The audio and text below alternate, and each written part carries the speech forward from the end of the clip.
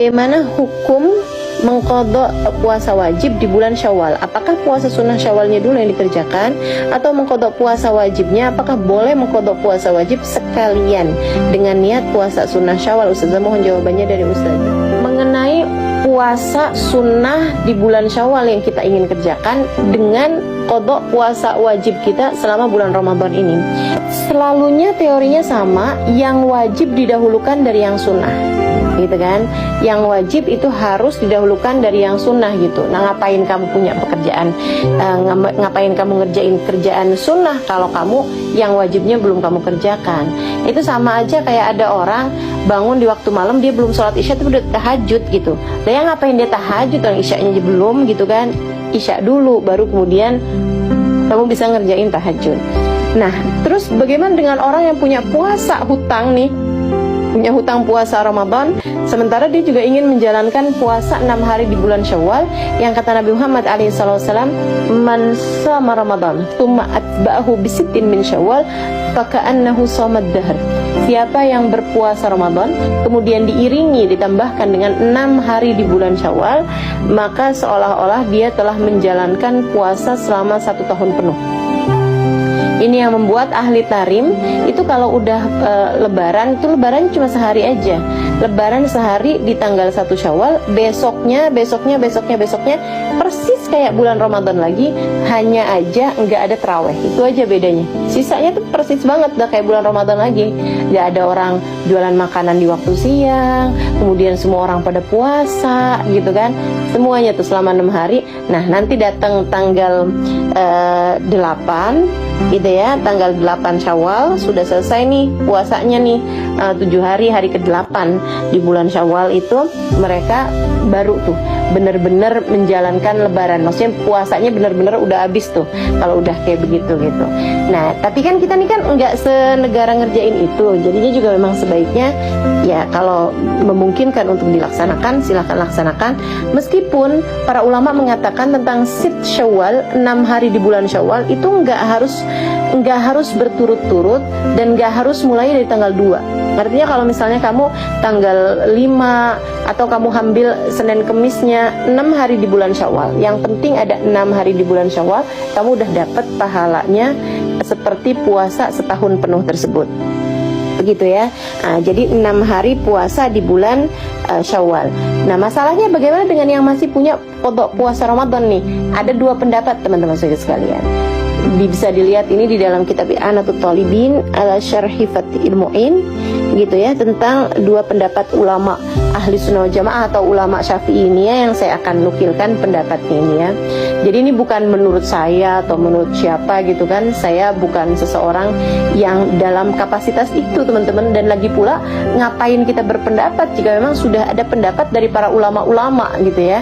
Nah, jadi ini bukan pendapat saya kan, tapi pendapat para ulama-ulama. Sebagaimana yang sudah saya sampaikan tadi, ini semuanya juga hanya mengulang dari apa yang sudah disampaikan oleh para ulama-ulama kita, oleh para guru-guru saya, para orang-orang yang memang sudah mempelajari agama secara benar, secara sempurna, disampaikan lagi, dan saya mendengarnya, saya sampaikan kepada teman-teman semuanya. Bukan, nggak ada sesuatu yang baru yang saya sampaikan, semuanya hanyalah merupakan dari apa yang sudah disampaikan oleh para ulama-ulama yang saya mempelajari, baik lewat kitab maupun langsung lewat lisan-lisan mereka, dari merekanya sendiri mendengarkan dari telinga, kemudian disampaikan dengan telinga mereka dari lisan para ulama sebelumnya, terus sampai bersambung pada baginda Nabi besar Muhammad sallallahu alaihi wasallam. Baik, saudaraku sekalian, saya muliakan, 2 pendapat ini adalah pendapat yang pertama mengatakan bahwa selagi kamu masih punya hutang puasa wajib, ya kamu dahulukan yang wajib gitu kan. Kamu dahulukan yang wajib, baru kemudian sesudah kamu mengerjakan yang wajib-wajib tersebut, baru kamu puasa 6 hari sunnah di bulan Syawal. Itu banyak yang berpendapat seperti itu. Dan ini muskil buat orang-orang yang hutang puasanya banyak gitu kan. Kayak misalnya selama bulan Ramadan itu dia nggak puasa karena dia nifas misalnya, atau karena dia hamilnya yang berat, kemudian dia Ya kalau itu memang nggak bisa memungkinkan untuk puasa Syawal juga ya, atau dia menyusui misalnya gitu kan, selama bulan Ramadan itu dia menyusui gitu. Nah ketika berada di bulan Syawal, dia memungkinkan nih untuk berpuasa karena dia sudah menyapih anaknya misalnya begitu ya. Nah itu selama bulan Syawal itu kalau dia pakai buat qadha puasa ya habis semuanya tanpa mendapatkan kemungkinan untuk berpuasa dengan puasa sunnah Syawal, karena satu bulan Syawalnya semuanya penuh untuk membayarkan qadha puasanya gitu ya. Ala kulli hal, pendapat ini banyak diambil sama para ulama, maksudnya banyak yang berpendapat dengan pendapat yang sama ini ya, bahwa ya kalau ada perkara wajib, perkara sunnah ya duluin yang wajibnya dong, bayar aja utang puasanya dulu gitu. Nanti kalau ada sisa waktunya untuk dia berpuasa 6 hari di bulan Syawal, ya dia dapat pahala, dia dapat puasanya, dia dapat pahalanya. Kalau enggak ya memang udah lewat gitu kan. Itu pendapat yang pertama. Kemudian pendapat yang kedua, dan ini juga banyak diambil sama para ulama-ulama kita, banyak diambil sama guru-guru kita teman-teman sekalian, ala ahli sunnah wal jamaah begitu ya, yaitu pendapatnya Imam An-Nawawi alaihi ridwanullah, di mana beliau mengatakan begini nih, yang dimaksud dengan puasa Syawal adalah adanya puasa di bulan Syawal, adanya puasa 6 hari di bulan Syawal. Sama dengan yang dimaksudkan dengan puasa Senin dan Kamis adalah adanya puasa di hari Senin dan hari Kamis, begitu ya.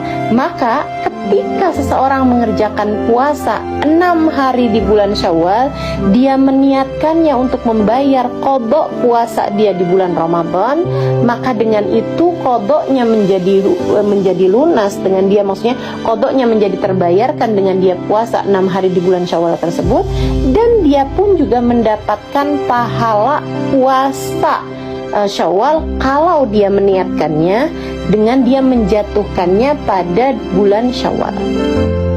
Begitu. Artinya bahwa dia dapat tuh semuanya tuh. Dia dapat qadhanya, dia dapat bayar hutang puasanya. Gitu ya. Dia bayar hutang puasanya dapat, maksud saya, dan dia dapat juga pahala sunnah 6 hari di bulan Syawalnya. Dari pendapat yang seindah ini, seenak ini teman-teman saudaraku sekalian, saya mengambil maksudnya saya kalau melakukan puasa Syawal di bulan puasa 6 hari di bulan Syawal, saya meniatkannya untuk qadha gitu.